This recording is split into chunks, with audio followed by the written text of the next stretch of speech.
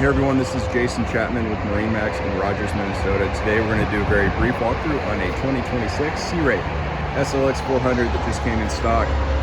Absolutely excited to have this boat here. So we make our way inside, nice starboard entry in our terrace door that does fold down into the water. When you move this cushion back, it really opens up this area back here on the swim platform.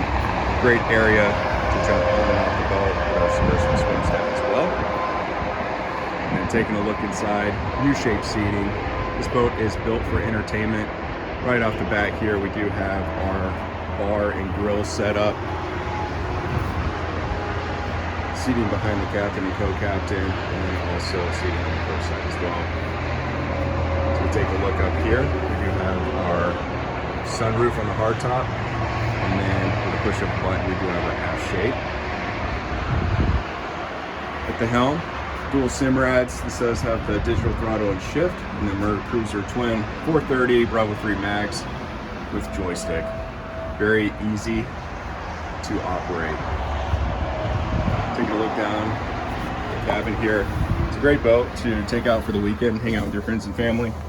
Got some space up here in the bow, and also facing aft, more underneath, and then also our head area.